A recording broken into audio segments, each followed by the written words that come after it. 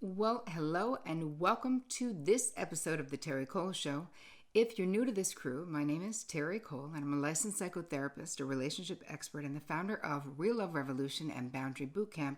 And I'm also the proud author of a book coming out in April 2021 called Boundary Boss, The Essential Guide to Talk True, Be Seen, and Finally Live Free.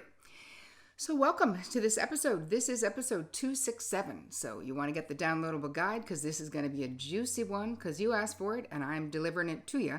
All you got to do is go to terricole.com/267. And since you're watching this on YouTube, before we even get going, hit that little bell and subscribe. Just do it.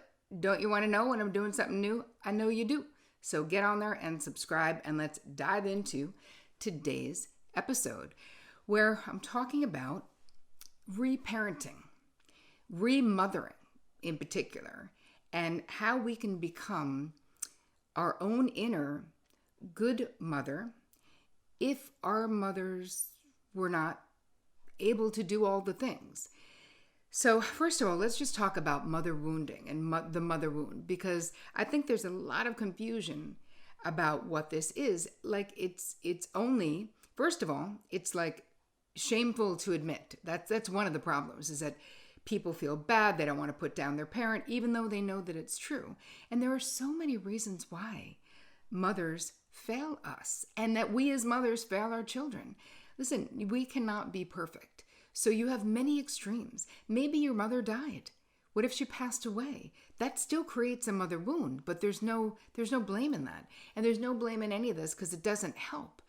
But you can't also push it under the rug because it's painful when you have a mother wound. So sometimes it's because a mother was neglectful or avoidant.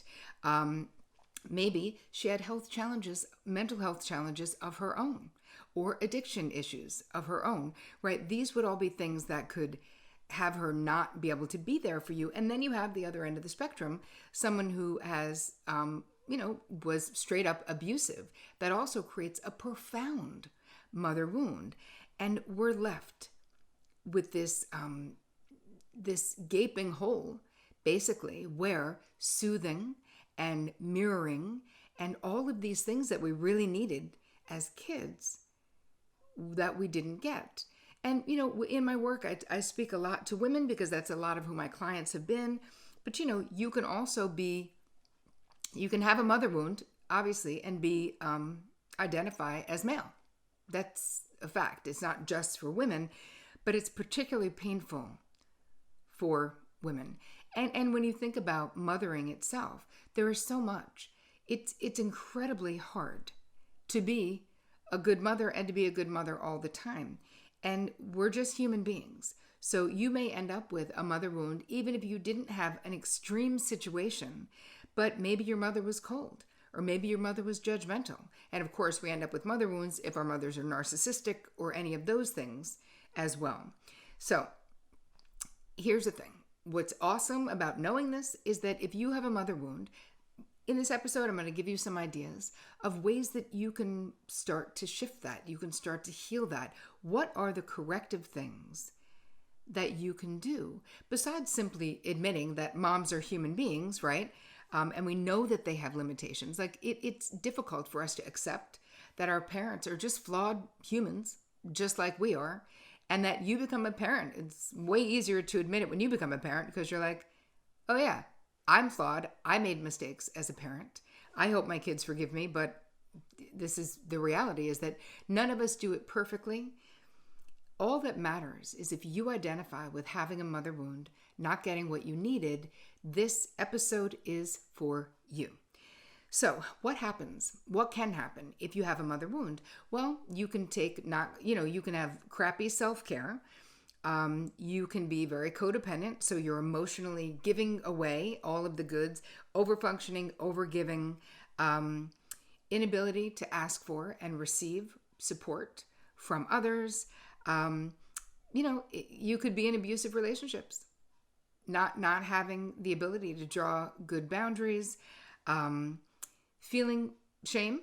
So you can walk around being pretty shame-based, and feeling resentful and bitter about things, about what you experienced. Or you can actually, if you really have it bad, you can be resentful and bitter towards your own kids because you gave them a better experience than you had, but you know that your wound isn't healed because you should be grateful and happy that you had the opportunity to do it better. But if you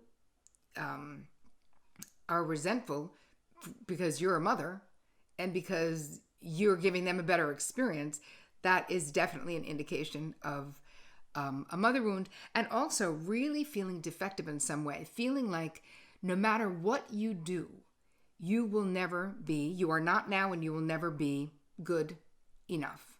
That is this lasting, lingering thing that resonates with the mother wound, is this lack of worthiness. So let's move into what are things that you can do. First of all, just knowing it. And just let me say this right here. There is nothing wrong with you. There is nothing wrong with you. You're amazing. You're beautiful. You're a human being. And in that way, you're perfectly imperfect. There's nothing wrong with you. If you have a mother wound because of the humanness, the humanity of your own mother, or the limitations, or the mental unwellness, that there is nothing wrong with you. You are not monumentally broken. This is just like anything else. All the things we talk about on my channel, and all the things I talk about in my life, and in the book that's coming out, these are things that we can get on a healing journey together and heal slowly but surely, one step at a time. So just know that. So let's just think about what are the qualities? Like what makes up a good mom? I think it's someone who is compassionate, who is warm, who is affectionate. Maybe most importantly, for me, that they hold you in high esteem. They assume the best of you and not assume the worst of you. They're a safe person because they are consistently the same. You know what you're going to get with a good mom. They're protective. They're loving. They're gentle. They're happy to have you shine. Like they're the mom that's like in the front row and being like, yay, yay you, rather than feeling resentment or feeling in competition with you or feeling angry at you for taking up attention. A healthy, good mom is like legitimately supportive of what you're doing and wants you to be successful, kind, loving. What I always loved about my own mother was that she never took any pleasure, even when in my pain, no matter what caused the pain, and no matter how self-caused it was. Even if she had warned me about something, even if she was like, I don't know, Terri, that person doesn't seem like a good person to date, but you're free to do what you want to do. And then if that person crushed me, she would never say, I told you so. She would never say, I saw it coming. She would just always say, oh, honey, I'm so sorry. I'm going to make you a cup of tea. What can I do? But I think that's really loving. Like, it's got to be tempting when you're parenting. I can't say that I've never said I told you, that I've never ever said I told you so to my kids. I can't say that. But I always appreciated that she did not do that. So now we're going to think about those are our guides, right? Those things that we just want to be on the same page, that like, what is our working definition of a good mom? So now we have those things. And then I think that part of this process, and I'm going to walk you through it I'm not going to go through it all in the video because it'll be too long, but you're going to walk through. So please make sure you download it, terricole.com/267. We're going to walk through different steps, action steps that you can take, like spending time with good girlfriends. So there can be this corrective emotional experience. So it can be girlfriends, and it also can be sort of mother substitutes. Find the earth mamas in your world and spend some time with those people. That is one thing. And I mean, listen, as always, I'll say consider getting mental health help. I would say that is always an option. You guys know I'm affiliate for and really grateful and proud to be partnered with BetterHelp, which is an online virtual mental health service with all vetted and licensed therapists. I had like 15 people I know vet the service to make sure that everyone had the same good experience, and they did. So I'll leave the information there if you're thinking about that. Part of it is allowing yourself to feel the way that you feel. I'm going to give you a couple of journal prompts in there. And one thing that is very helpful when you are feeling this way is coming up with a whole list of things that are self-soothing. Really learning how to honor the way that we feel and soothe ourselves. It's so important that we can do that, and that is part of this healing process. And learn about this, right? There are many amazing people who are writing about this and doing this out there in the world.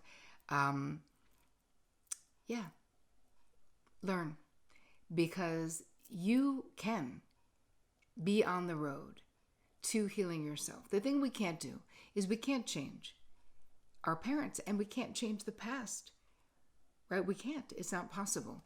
But you can heal from this. And one last important thing is it's easy for us to vilify someone. If you had a very, very not good mother experience, it's easy to vilify and say like, it was all bad. That is not true, because there are definitely strengths. That is not to minimize what you experienced at all, but there are strengths that we get and things that we learn from all of our life experiences. So I think it's really important to be able to tap into taking back that power as well, and being able to say, hey, what did I learn from my real life mother? What did I learn from my mother? What did I learn? Sometimes we learn what not to do, but I mean, a lot of times we learn to be resilient. We learn that we can survive, and some of the things were good. So it's important, if we really want to move on and heal from this, that we're doing it from this balanced and real place. I'll give you the rest of the steps in the downloadable little cheat sheet. Go to terricole.com/267. I am rooting you on. I am in your front row. I see you. You are worthy, valuable, beautiful, resilient, smart, ambitious. You are all of those things. So if you need a good mother figure to tell you that, I am here for you, and I am holding space for you. You people are it for me. I am right now seeing your highest and your best. I can see your greatest potential, and it is amazing. So if you liked this episode, if it helped you, please share it with other people. Please drop me comments, because I love to talk to you. I know I love to know what's going on. If you like this, share it in your Instagram stories, and I will repost it. Make sure you tag me. It's @Terri Cole. Let's dive in and let's do some work in remothering ourselves this week. Shall we? I think we shall. And as always, take extremely good care of you.